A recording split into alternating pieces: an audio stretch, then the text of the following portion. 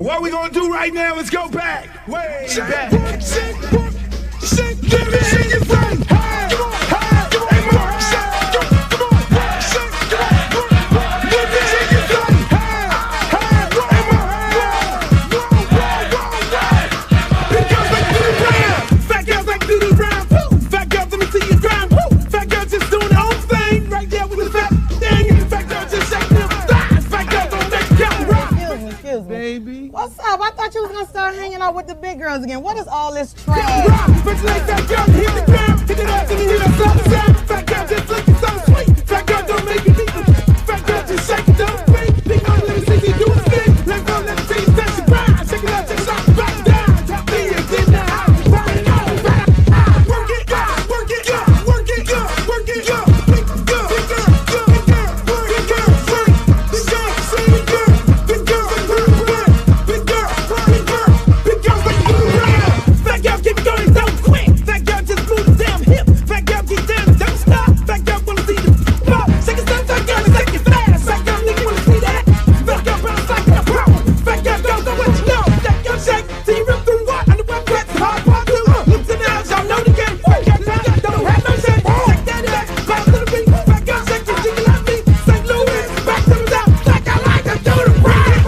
Work it, work it, work it, big girl, big girl, big girl, big girl, big girl, big girl, big girl, big girl, big girl, big girl, big girl, like do the rap. Hey, hey, more hey. Let me hear you say, hey, hey, more hey. Big girls like do the rap. Shake, work, shake, work, shake, work, shake, work, shake, shake, work, shake, shake, work, shake, work, shake, work, shake, to the ground, to the ground, to the ground, to the ground. Now sick of this. Now I want to show y'all a real show with the big girls. Oh, fat girl, brought 3, can't hang with 106 beat. Fat girl know that happen, don't quit. Fat girl run like you own it. Put your hands on your hips and grip it. Nothing new, I'm loose like it off the that. Fat girl bring through the top of the climb. If not, I'ma pull the babies down. Fat girl bounce hot, stop tripping. If you do, get chicken and hot bitch. With a lot of rock, come to night speed. I really shit, get the day in the world team. But fat girl show the boys a shot. Let me see if the fat or not. Don't put fat girl, y'all like the down. Let you out, let me see y'all do the rap.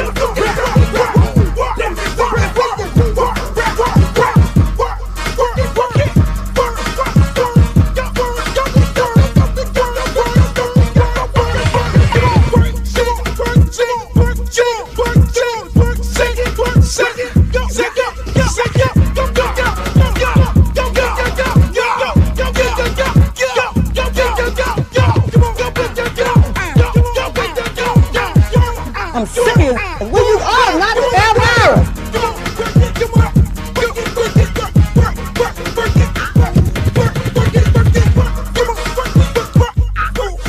Oh, not the Britney Spears. Hey, how you doing? Big girl, big girl, big girl, big girl, big girl, big girl, big girl, big girl, big girl, big girl.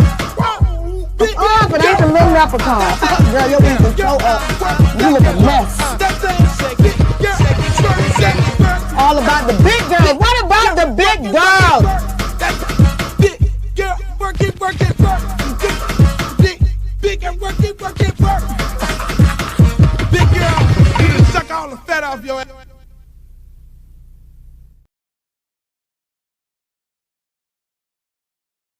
Go big girl, go big girl, go. Go big girl, go big girl, go. Go big girl, go big girl, go. Go big girl, go big girl, go. Go big girl. Go big girl. Gotta say I love it. One time for all the big girls, all the oversized, voluptuous, beautiful women. You know, y'all don't get enough love. So Uncle Luke have to give you the love that you rightfully so deserve. See, everybody loves them old little skinny bitches. Look, this year is the big girls. This year is all about the big girls. It's not about these little skinny bitches, because these little skinny bitches, they don't eat. And when they don't eat, they don't cook. They don't know how to clean. They don't know how to fucking suck dick. They just want to exercise. get your body right and get your muscle tight and drop your ass all night. That's all the skinny girls want to do. They don't want to eat. You go take them to dinner, they're eating shrimps and cauliflower and bird food and stuff like that. Not to say that stuff is not good, but when it's time to go home, what you think they're finna cook you? You think they getting ready to cook you some big ass meal, some yams, some black eyed peas, some rice, some baked chicken, some cabbage, some crack punk, some pigeon peas and rice? Do you think they get ready to cook you that?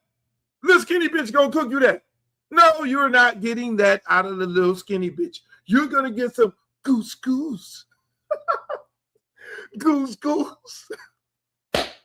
You're not getting nothing to eat. So show love to the big girls, especially this time of year when it's cold outside. Who are you holding? You get up in the bed, little skinny bitch. You be like, huh? Where's the heat? She all up under you and shit. No, bitch, you supposed to be warming me up. What are we doing? What are we doing? What are you, a bat? What are you on that baddie show where I make all the money, I don't heat you up, bitch. I'm the one who bring all the money in. You need to be heating me up. What? That's a whole nother thing. But ladies and gentlemen, welcome to another edition of the Uncle Luke Show. This is a brand new year, 2026. And I know y'all got your mind on the things that y'all need to be getting done, because I damn sure got my mind on the things I need to be getting done, like making this podcast the biggest podcast in the entire world. Only with your help. Only with your help. Your help, we will make that shit happen. We will become the biggest podcast in the world. And when they have podcast awards, we'll be on the podcast awards. We'll be all over the place and we'll be doing what we need to do, but only with you. So again, I'd like to thank all the good people who are on my X, Uncle Luke Real One on X. I like to thank the good people who are on my Instagram, Uncle Luke Real One. You know, I know we figured out how to integrate Instagram into the situation so that they could get the live goods like everybody else getting the live goods. And my two favorite places where all the old bitches at on fucking Facebook. Shout out to all the old hoes on Facebook. I love y'all. Listen, man. Facebook, you never listen. When you go to Facebook and you go on your DM in Facebook, it ain't nothing but a bunch of old bitches with bad bullet wounds who used to be strippers. Y'all give a round of applause for the girls on Facebook. All the old bitches. Yes, we gotta get the old bitches. And then YouTube, all the stuff that I'm saying right now, YouTube is gonna not they're gonna cancel the whole show. Based on everything I just said right there, the whole show will be canceled. It'll be canceled. But no, all my good friends on YouTube, the numbers on YouTube are getting bigger and bigger every day. I love it. That's the actual home base of the Uncle Luke Show is YouTube. I know y'all see me on X. I know y'all see the show on X. You see it on Instagram. You see it on Facebook. But we are based out of YouTube. And then we'll be migrating over on Podbean into all different other platforms that have this show everywhere that you may want to imagine it. But let's get right into it. Let's get right into it. Boy, this Black Monday. Black fucking Monday. Black Monday. Black Monday. You know when they, in the NFL, I know y'all probably think I'm talking about Black Monday, the movie, but no, I'm not talking about Black Monday, the movie. I'm talking about Black Monday in the NFL. It has been quite a few coaches that has been fired. Starting off with the Arizona Cardinals. And these guys have been getting fired in 2 years. Now, I thought it was a black thing. I'm always thinking it's a black thing, and y'all always jumping on me and remind me, look, everything ain't about race. Everything ain't about race. In this case, y'all right. I stand to be corrected. Everything in this situation is not about race. Because even though Raheem Morris had 2 years over at the Atlanta Falcons, everybody, shit. Pete Carroll got axed after 1 year. Pete Carroll got butchered after 1 year. And Gannon in Arizona got butchered after 2 years. I mean, Stefanski is the only one that was there for like 6 years, and we know what the fuck was going on there. So Stefanski was supposed to be fired a long time ago. You know, I'm not one to advocate for people being fired because, again, when you get fired, that's not a good thing for you and your family. You got to endure that. But unfortunately, this the nature of this business. It's a contact sport. Either you're going to win games or you're not. And if you don't win games, you get your ass fired. It's just that simple. If you pick the wrong personnel, you get fired as a GM. If you pick the right personnel and you show improvement, you're supposed to keep your job, like Andrew Berry at Cleveland when Stefanski got fired. Everybody thought Berry was going to get fired too. Unlike the Miami Dolphins, who fired their GM in the middle of the year. I'm like, who fires the fucking GM to light a fuse up the ass of the players? Who does that? No, the coach get fired and you go a different direction as far as the team, and the team then be like, okay, we're going to rally around the interim coach and we're going to win it for the interim coach. You never saw nobody winning for the fucking GM. The GM is the one who brought people in. And so I commend the Cleveland Browns owner for keeping Andrew Berry because, unfortunately, because of Shedeur Sanders, I sat there and watched every fucking game. I watched, even when my beloved Cowboys was on, I did not look at the Cowboys. I looked at Cleveland. Even when I needed to be looking at the Miami Dolphins because I do a radio show with the Angie Slater Sports Radio Show every Tuesday, and I need to do commentary on the Dolphins, I had to look at the Dolphins rerun to keep myself up on them because I was so focused on Cleveland. And when I tell you that was a hot mess, it was a hot mess from the word go. Jesus Christ, I'm probably a Cleveland Brown expert on how that was fucked up. It was clear that the head coach Stefanski did not like Shedeur Sanders, did not want to draft him, threw the team up under the bus by starting Dillon Gabriel because he drafted Dillon Gabriel. Him and Dillon Gabriel has the same agent. He got Dillon Gabriel paid, and he was not trying to have no fucking Shedeur go in the game. And unfortunately, Dillon Gabriel, you know, hopefully he does good. I don't want to see him do bad because it's not his fault. It just he wasn't ready for the moment. And hopefully he prevailed. You know, these young quarterbacks, man, it's like, you know, when they're young like that, they struggle in the first 2 years, and then they get their feet up under them. No different than the quarterback over there at New England. Everybody thought he was ass, and look at them right now. He got his team in the playoff, only lost 3 games. Look at quarterback Bryce Young over there in Carolina, just won the division. People thought Bryce Young was ass, but at the same time, look what Bryce Young did. He was, you know, yeah, he went through 4 fucking coaches, but you got to give quarterbacks time in this league here. So when people go to criticize him, whether it's Dillon Gabriel or Shedeur Sanders or any young quarterback, I mean, they're just stupid. You don't know football. It ain't too many young quarterbacks that came in this league and just became world beaters from the word go. I mean, shit. You name it. I could name 1,000. I could name 1,000 quarterbacks that struggled in the beginning when they got into the league, but once they got their feet up under them, and once they look at the guy in Cleveland, and not Cleveland, but Chicago. He came in first pick in the draft. First, no different than Bryce Young. First pick in the draft, struggled because the speed of the game is so much more faster than it is in college. It is light years faster. You got to get the ball out real quick. You got to know when you're going there real quick. You got to process real quick. You just don't go in there. Look at Aaron McNair. Aaron McNair probably arguably one of the best quarterbacks to ever play the game. Aaron McNair actually sat down at Houston for a whole year.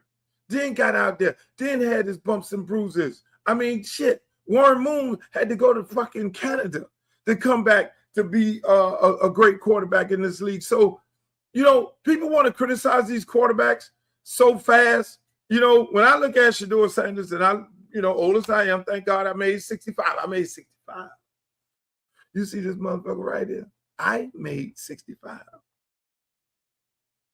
My birthday, 65. Look at this old motherfucker here. You wish you looked this good when you're 65? That Florida boy shit. That's that Florida boy shit. See, I don't have to put these motherfucking glasses on. That's that Florida boy shit, boy. It's in the water, baby. Act prime. It's in the water, baby. Hey, when you got that Florida boy shit in there, black don't crack.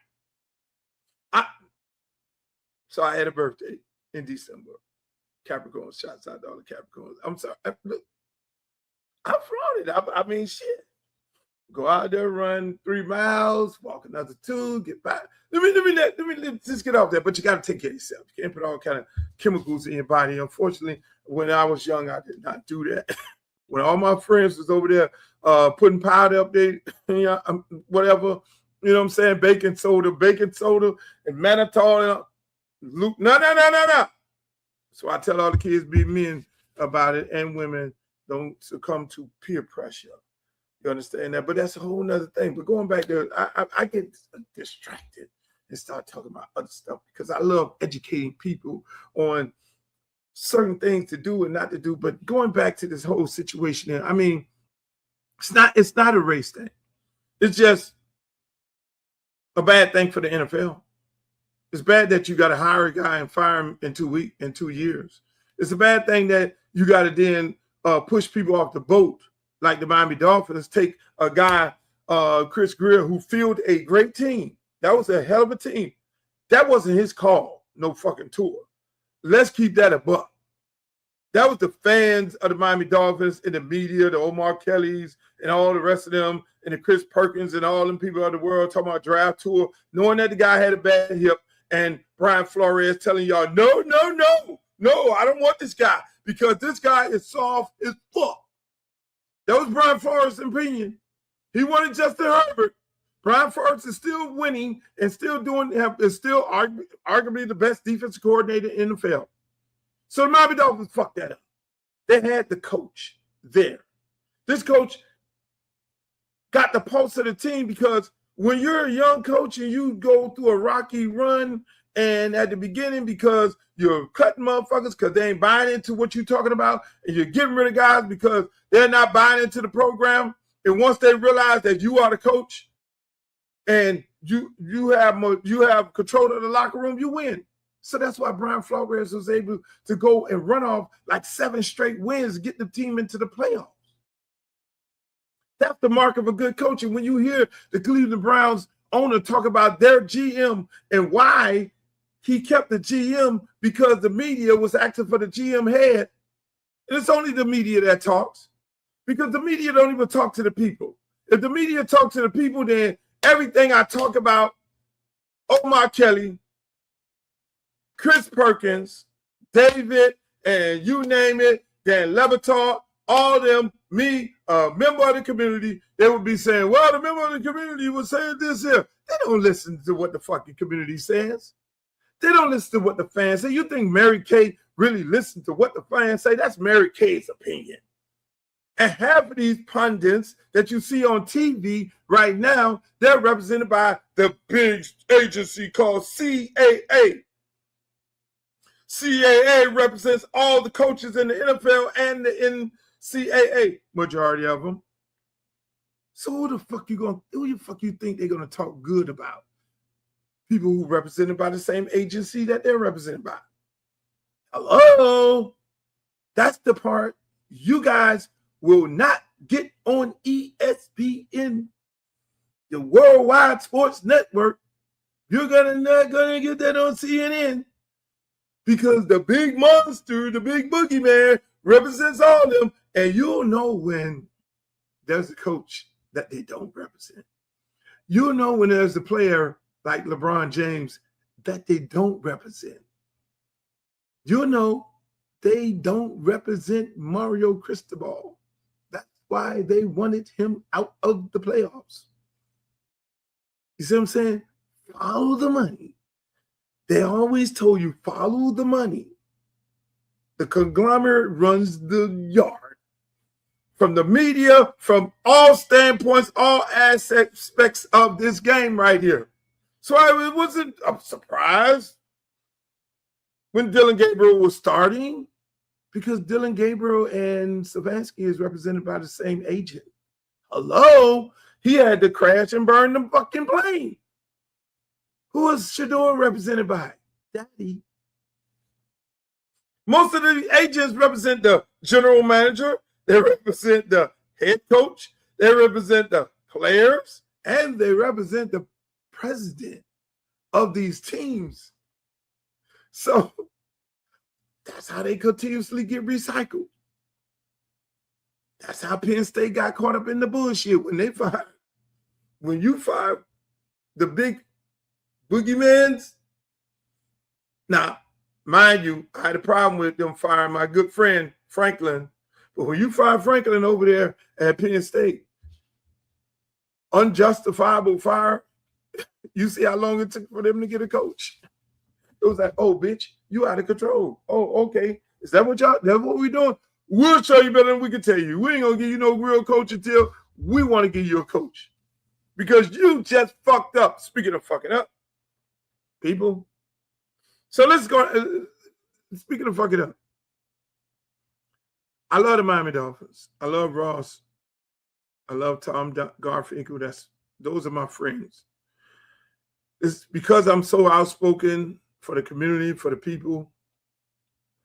I haven't even asked to go. Normally I sit in the big suite every year, but I haven't asked it. I didn't want to put them in a predicament of saying, hey, look, hey, I want to come to the game. You know, they normally have it in a big suite. So I've actually been, in my opinion, kicked out of the big suite because I'm so vocal about the direction of the Miami Dolphins. So let me just say this. I put on Twitter, hey, look, they need to hire me as a fucking consultant. So people thought I was joking, but I really wasn't joking. I really wasn't joking. When you have an organization that has not won a playoff game in over 25 years, you got to do something different. You can't do the norm. So what they did was borderline crazy, similar to what the Indianapolis coach did when they hired the fucking guy, Jeff Saturday, off TV and made him the head coach.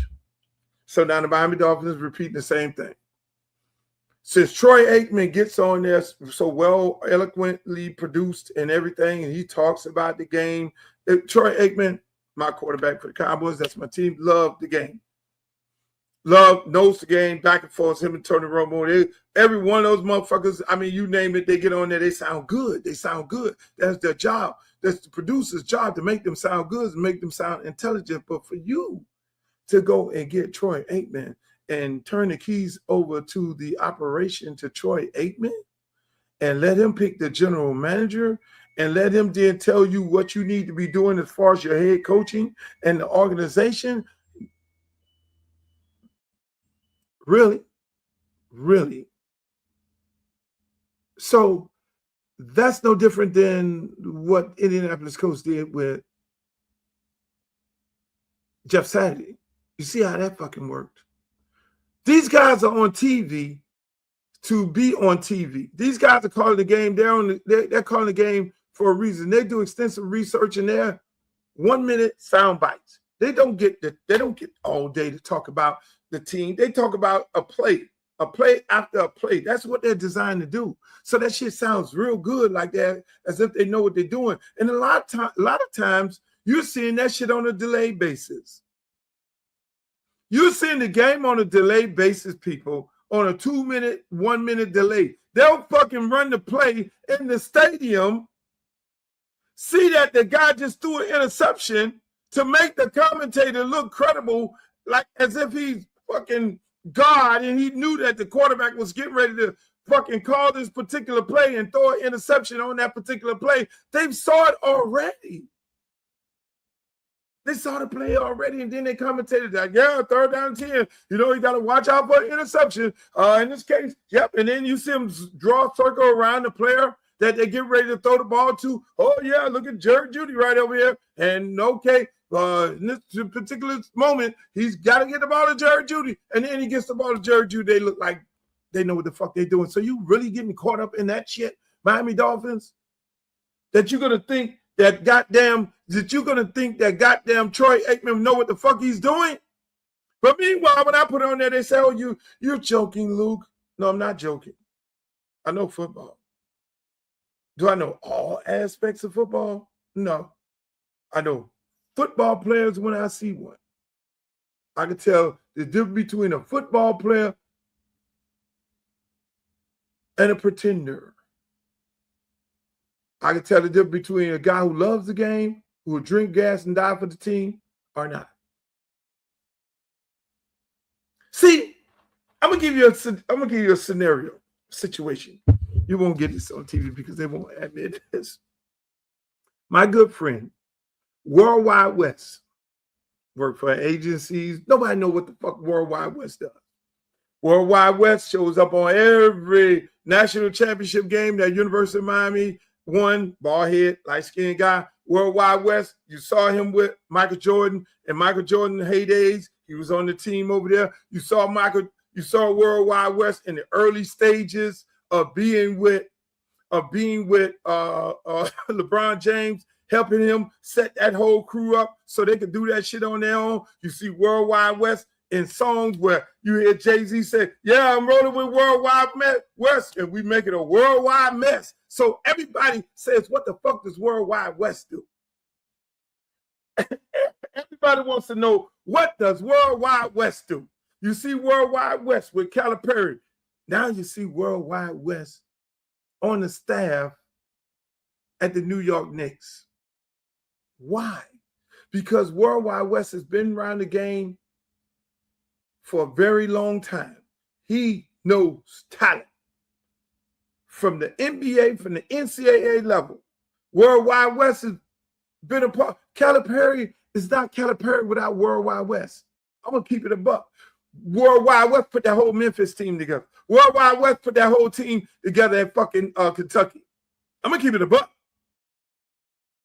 So then now when Worldwide West goes to the New York Knicks, Stephen A. Smith gets on the TV and like, oh, how y'all gonna have these thugs and shit going up in there running my Knicks and all this? And Stephen A. Smith went ham on Worldwide West, and I went ham on Stephen A. Smith.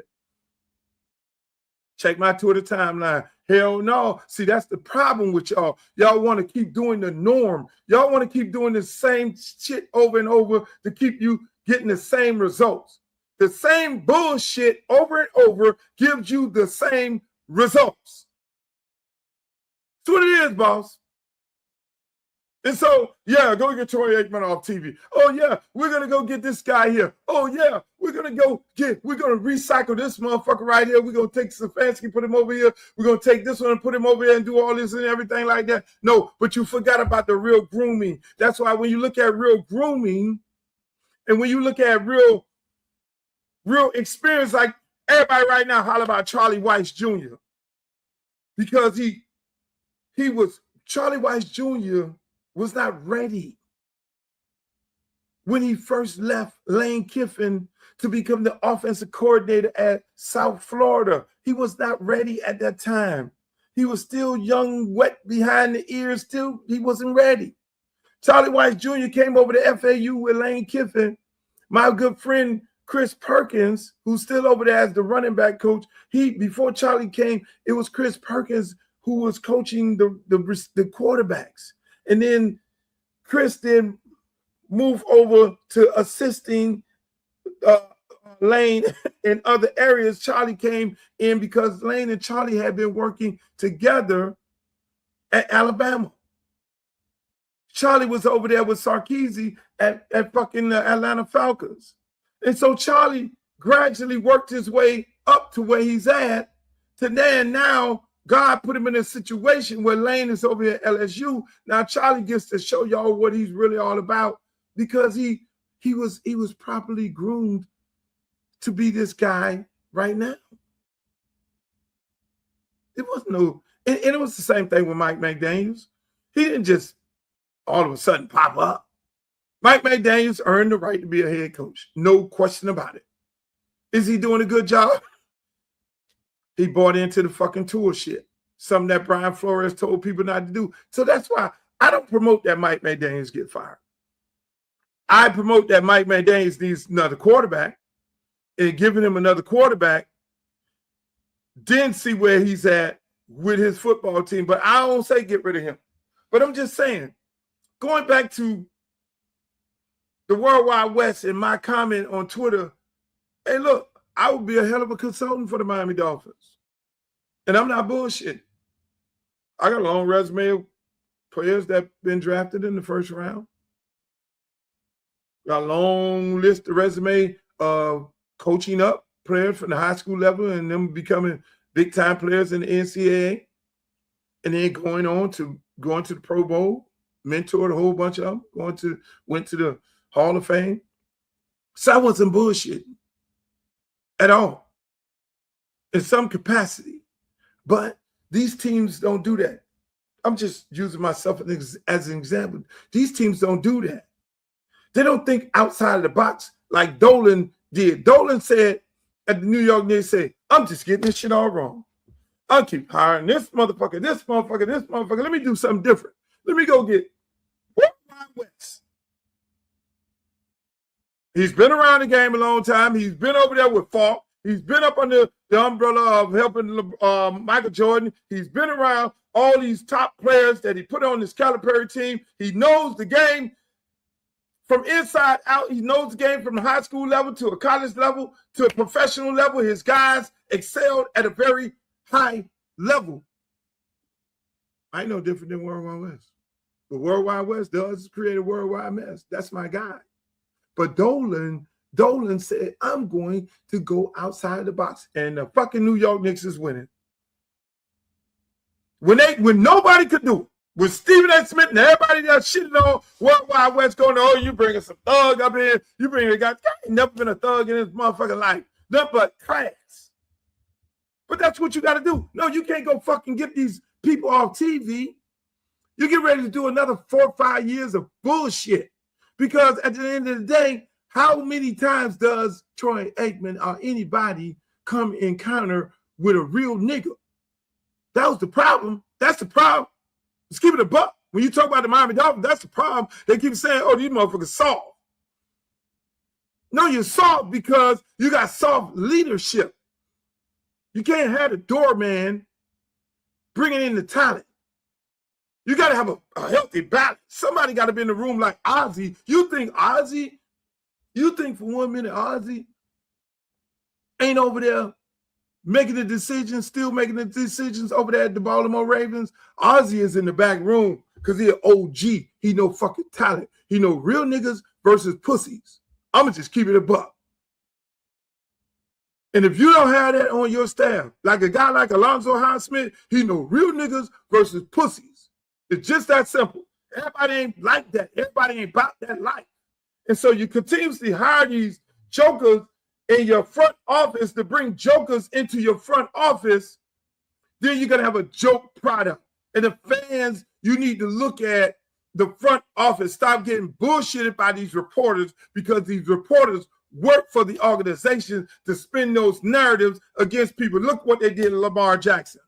Oh, Lamar Jackson, he's sleeping in the meetings. He ain't doing this, and he ain't doing this. Oh, Lamar Jackson want to play for the Miami Dolphins. Oh, Lamar Jackson, let's cut him. Let's get rid of Lamar Jackson. What does he do? He goes out there and play against another Hall of Famer in one of the best games of the fucking year. They're going back to back. And Lamar Jackson, the guy who slept in the meeting, took that football, ran it up the middle, and took the motherfucking hits and got back up. And got back up, just like why the Cleveland Browns said, the owner said he was keeping his motherfucking GM because the GM brought in good people, hardworking guys who wanted to play in the fucking 5th week when they were banged up because that's the quality, that's knowing that you are prepared and ready to drink gas and die for the team. So that's why I commend that Cleveland Brown fucking owner for keeping that general manager, not going for the bullshit and get one of these fucking jokers off TV to become general manager or some regular person. That's the name of the game. Speaking of the name of the game, speaking of gangster shit, I mean, it's a hurtful day. Black Monday is a hurtful day. When you see shit like this just gets up under this. It's hurtful. When the team said, keep our coach, we love our coach, and the organization listen to the media, because the media is supposed to be listening to the fans, but I'm still trying to figure out when the fuck does the media have a conversation with the fans? When?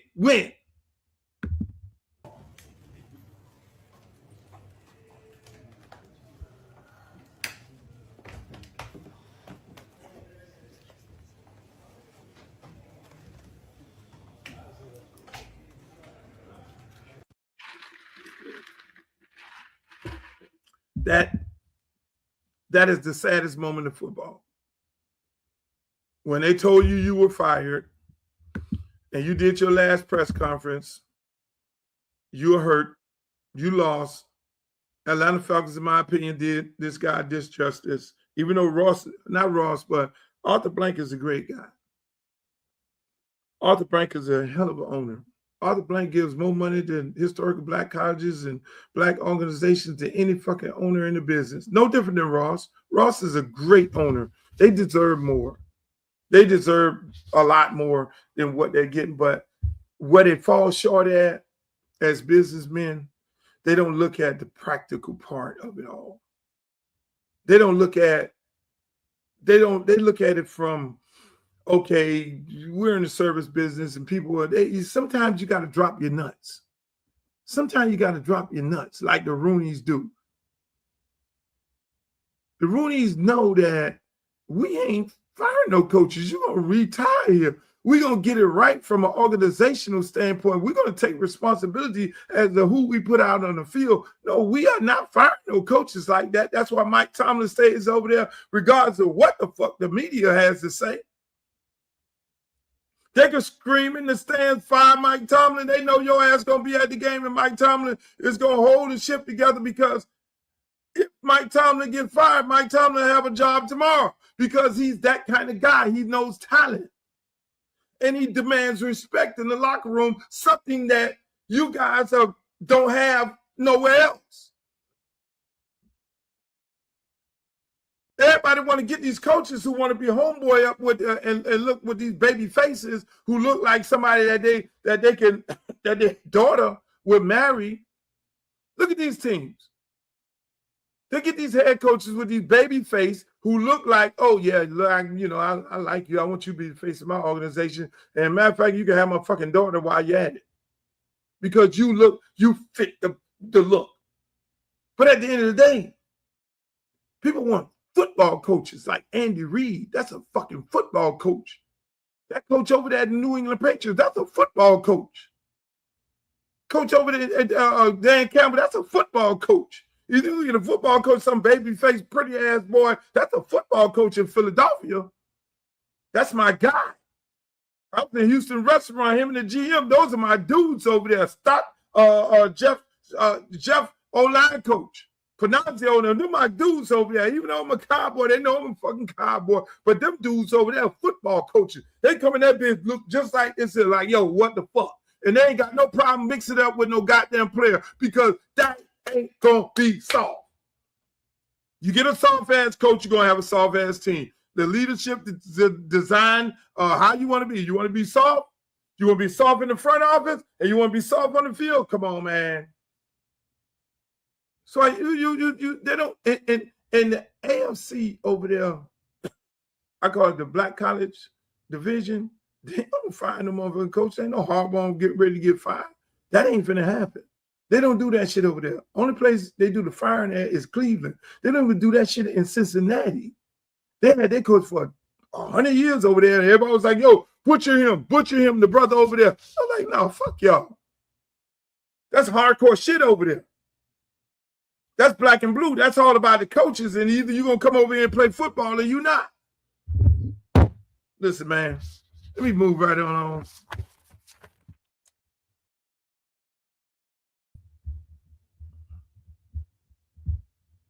I don't know what the fuck is going on here.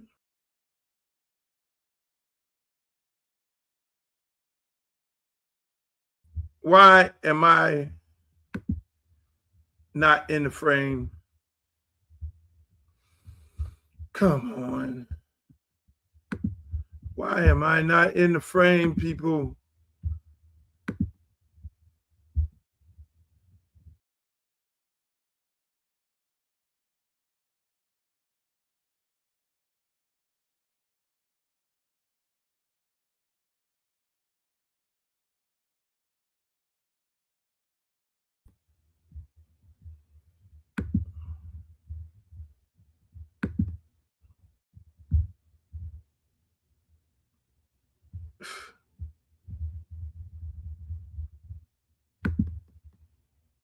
I'm sorry.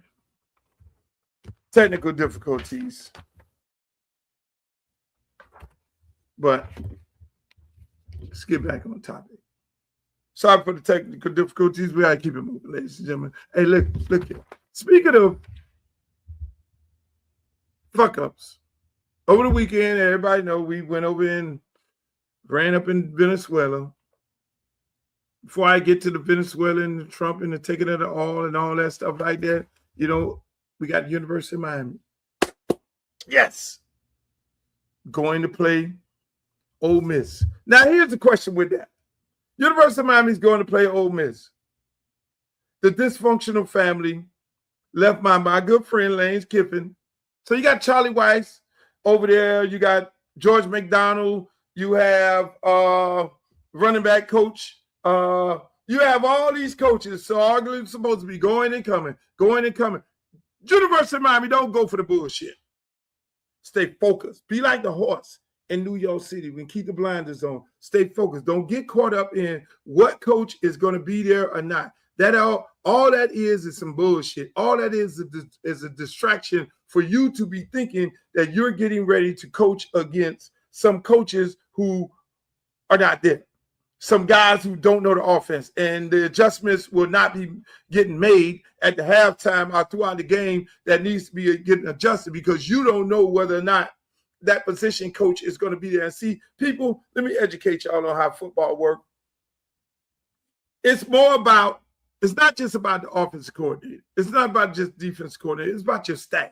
That's why when you look at the University of Miami staff on the defense side of the ball, you have D-Lou, with tons of experience that's coaching in the NFL, first-round draft pick out of the University of Miami, coaching on the collegiate level at a very high level. You got a young coach in Jason Taylor with a gold jacket, came from high school, but then he learned his way around over there, and he's doing an excellent job with the mechanics, the techniques, and all that shit with Baines and Mezzador and all them, and the fire that Jason Taylor brings to the game.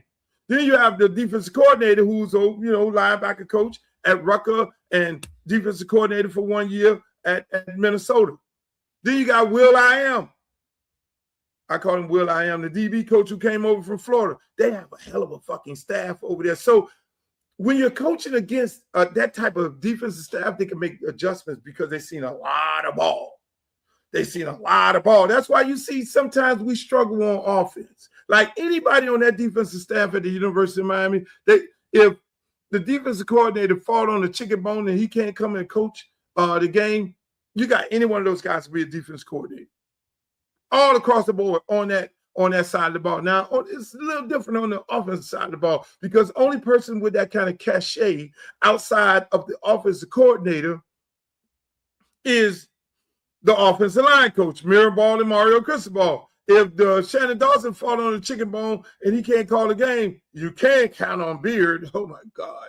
That'll be a disaster. You can't count on the running back coach because he's a young guy. He's fresh, probably third year, second year as a big Power 5 running back coach because he was a GA at Ohio State and 1 year at South Florida. So you can't count on him to run the offense. Tight end coach, same situation. So you would have, the person with the experience is Mario Cristobal. But then it goes into how you make adjustments throughout the course of the game and because you've seen so much ball and you have the cojones to be able to tell your guys, hey, rotate guys in, rotate guys out, and all that, and the respect of the players as well as the head coach to be able to make those decisions and then make those adjustments throughout the course of the game. And then when you go into halftime, that's a whole nother movie. That's a big staff meeting with a whole bunch of data and information to be able to make those adjustments. So as a team, you're really coaching against the coaches. As a coach, you're coaching against the coaches with the potential adjustments that coach may be making. You follow what I'm saying? And I learned this a lot from Nick Saban by just hanging out with Nick Saban, going into his office, looking at his board in the meeting room, and he breaking out each coach of the opponent and their experience and the things that they're used to doing and their whole life story broke down and knowing that these are the limitations of that coach and what that coach can do. So Ole Miss is trying to throw a monkey wrench in the game. They're trying to let you believe that these guys will not be available for this game and to distract you. But Miami, stay focused. Don't take the rat poison. Stay focused on the game. Miami, stay focused on this game. Stay focused on go for the okie doke or that bullshit that Ole Miss is putting out there that these coaches will not be available. George McDonald ass gonna be out there. Kevin Smith gonna be out there. Charlie Weiss is gonna be there. The brains of the operation. They're gonna be there. They're gonna be there, and we're gonna whoop their ass.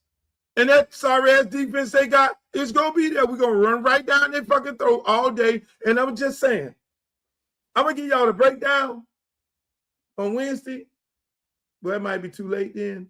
But the breakdown of this whole game, they looked at Baines and Mesidor at the end of the second half, and they were tired because they went up-tempo. And they were a little gassed. They had to take them out of the game and bring them in. So Ole Miss is looking at that. Charlie Weiss is looking at that. And don't think for 1 minute Lane Kiffin ain't having a conversation with Charlie Weiss as to how to play them, because that is his offensive coordinator. He's under contract, regardless of all the bullshit y'all hearing. Charlie is there. That's why they're just trying to distract Miami and letting us relax to think that we're not getting all the attention of this organization called Ole Miss. No, motherfuckers. We fucking ain't taking the bait. We're not taking the bait, and we're not eating the rat poison. They're going to go up tempo.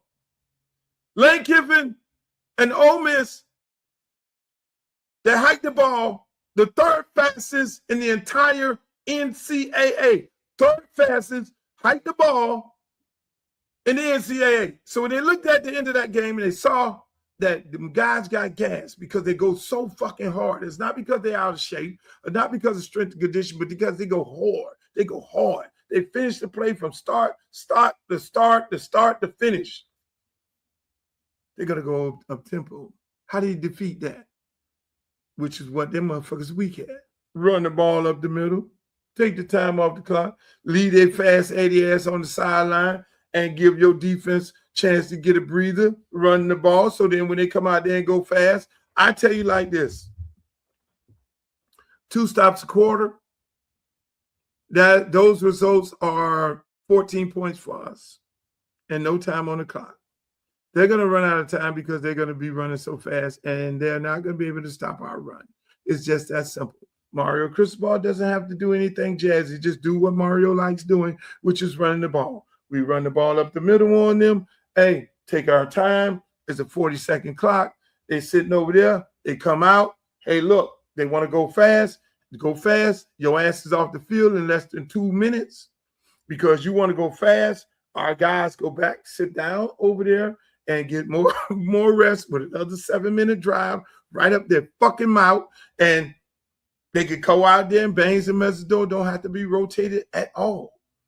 They won't have to be rotated at all because they will have just enough rest in the course of the football game because our offense is not matching they go fast with they go fast. No, we're going to take the ball and run it up their ass, and then that's how we're going to do it. It's just that simple. So, ladies and gentlemen, speaking of game plan, what's the game plan in the United States of America? What the fuck is our game plan? What precedent are we setting? What precedent are we setting? Is this what we're going to do? We're going to continue doing it? Oil. What are we going to do with the oil that we have?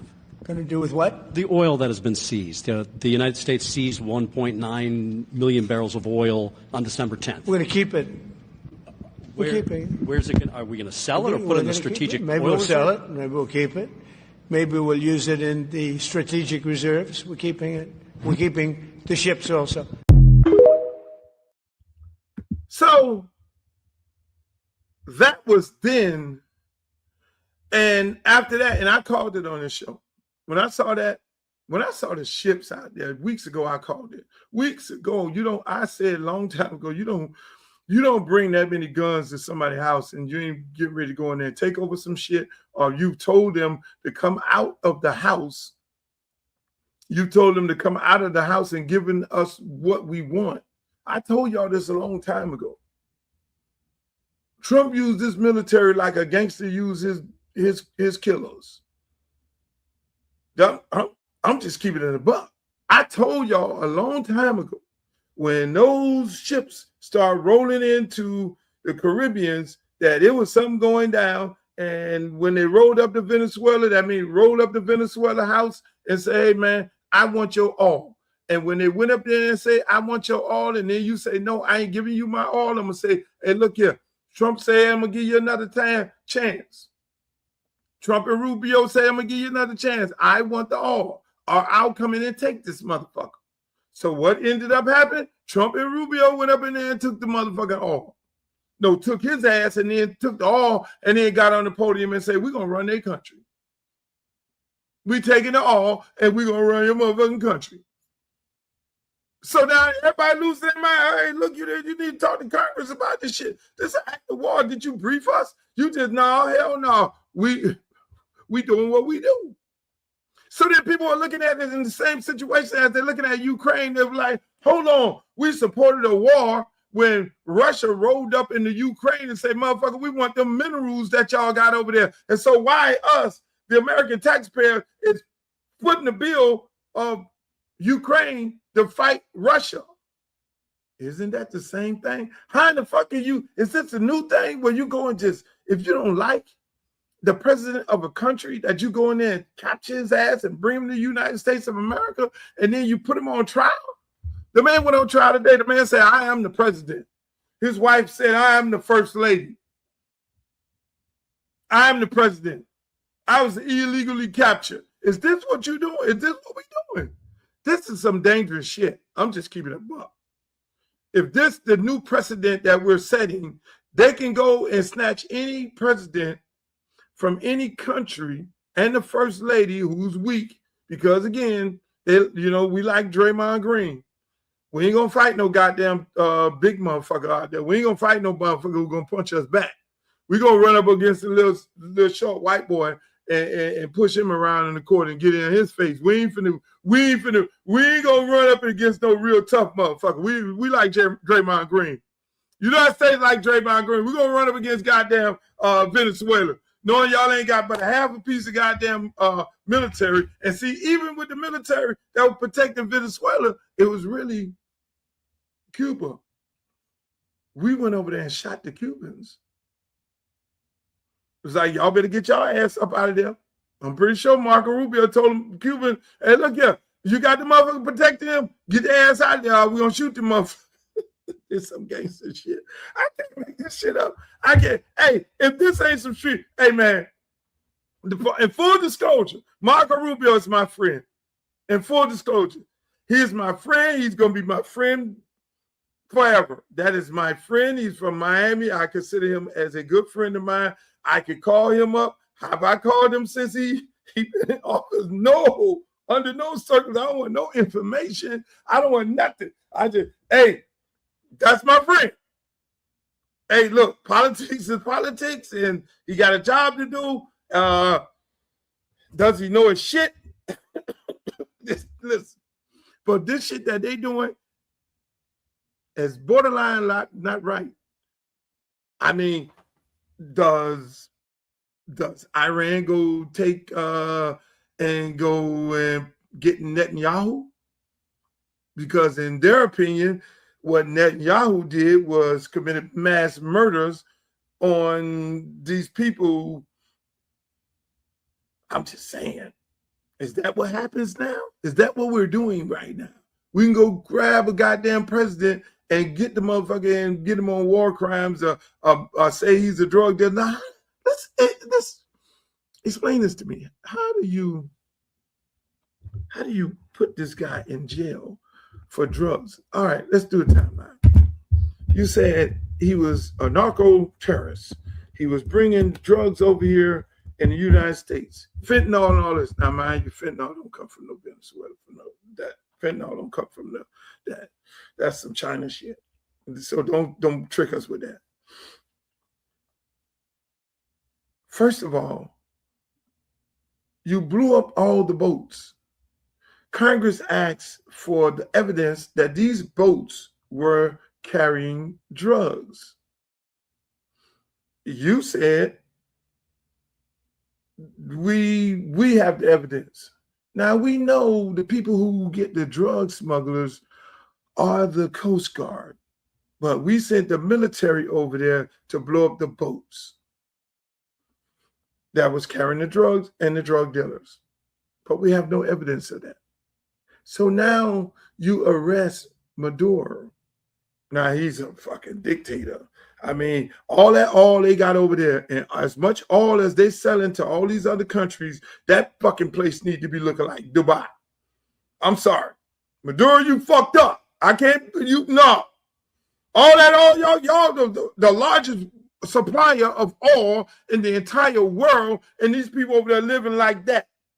Everybody that's born in Venezuela should be a fucking multi-millionaire. So now if Trump is going over there to do that, I'm okay with that.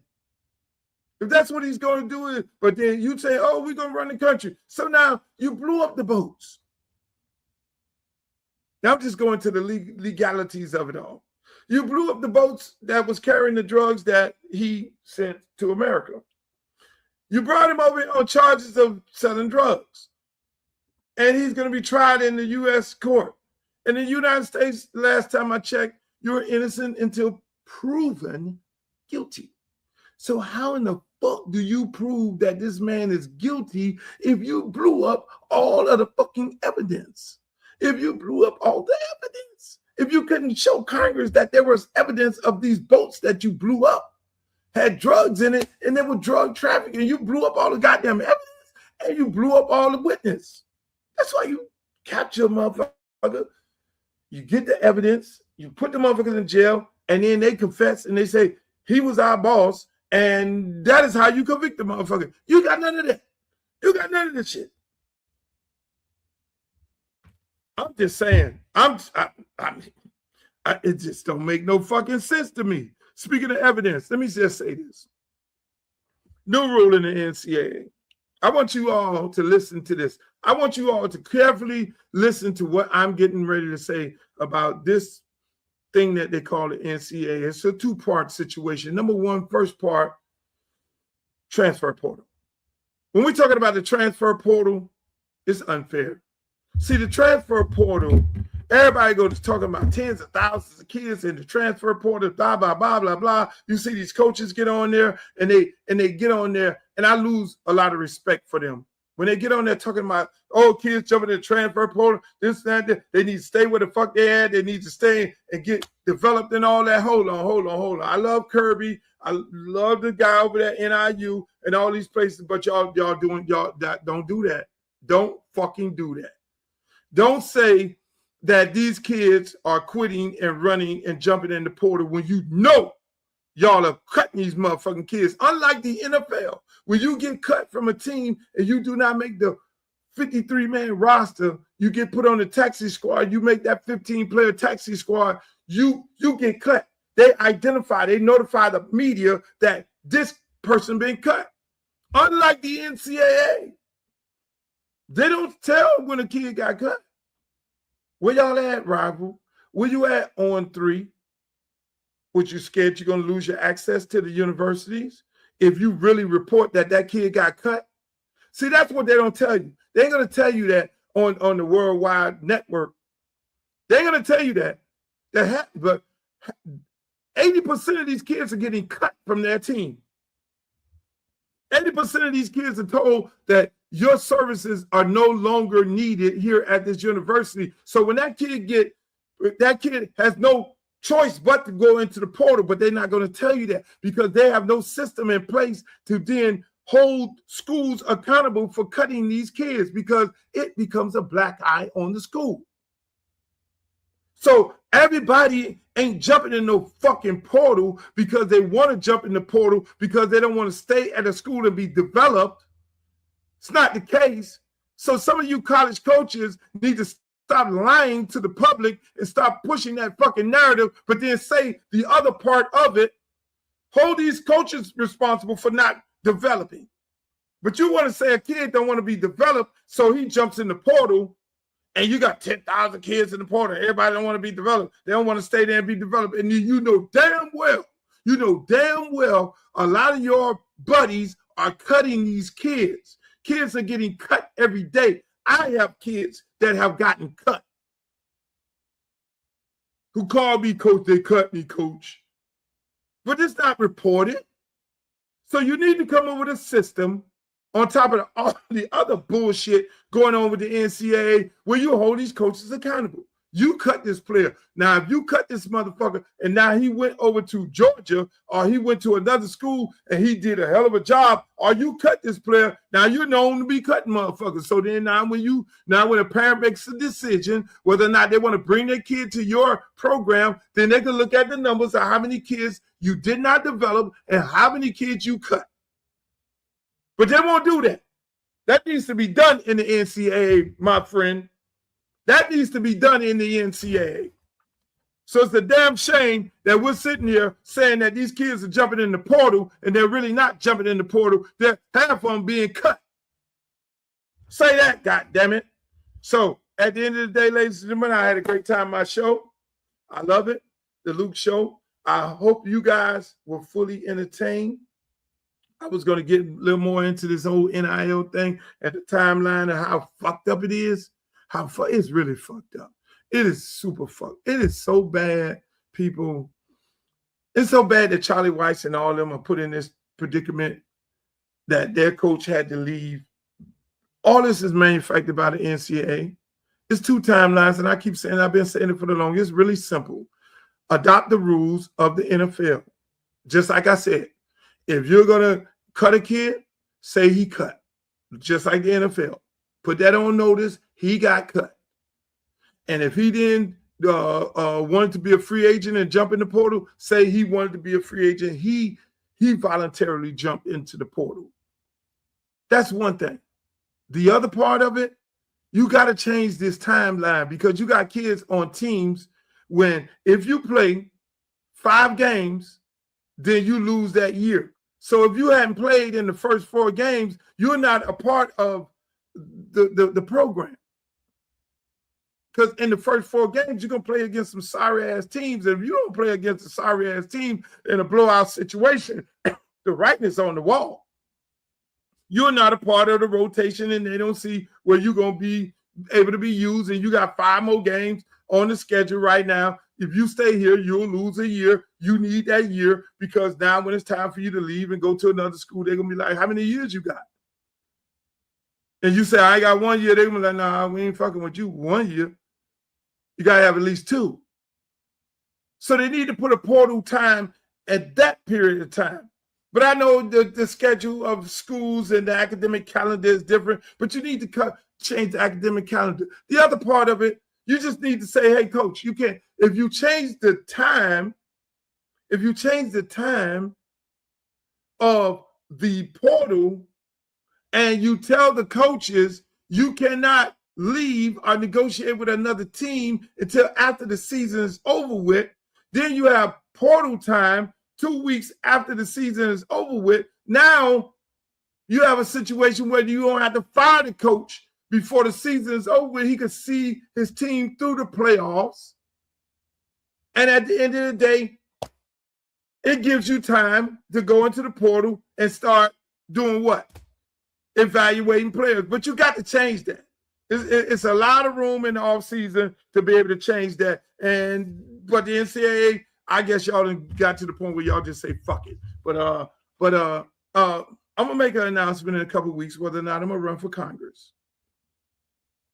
Because there's a lot of issues before Congress right now. There's a lot of issues before Congress that intertwines into sports. There's some big decisions, but Congress, there's no congressmen and congresswomen that have no idea how to even tackle or deal with this. They're consistently bringing up these people, these consultants, and these people who are getting paid by other people, and there's no representation of the players. There ain't no representation. It's coaches going up there. It's these corporation people going up there. It's these presidents of these universities that are going up to these, and speak to these congressmen and women and advising them on behalf of the universities and on behalf of the coaches. And that does not necessarily mean that there's somebody there representing the players. So I might not want to run for Congress, but I might have to run for Congress. Y'all stay tuned. I'm gonna make that decision in the next couple of weeks. But until the meantime, ladies and gentlemen, I enjoyed this show. Hopefully y'all enjoyed it. We'll be back on Wednesday with another live edition of the Uncle Luke Show. Make sure y'all go to my YouTube page, Uncle Luke TV. Like, share, and subscribe. Make sure y'all check me out on TikTok, Uncle Luke 305 X. I love you guys over there on X, and I love you guys over there on Facebook, Facebook Live, and Twitter. Instagram. I love it. We're gonna have some special reports and special reporting from the Fiesta Bowl. We have a reporter there on the ground that's going to be giving us exclusive interviews with individuals from the Fiesta Bowl. So until Wednesday, I love you guys. Hey, and I always say it. In the words of Walter Cronkite, may the good news be yours. Make your booty go, make the booty go, make the booty go, make the booty go, make the booty go, make the booty go, pop, pop, make the booty go, pop, pop. I need some bad girls. I'm gonna let y'all hear my new song. I need some bad girls. Come on, baby. Come on, right here. You and you. Come on with that, your fine ass.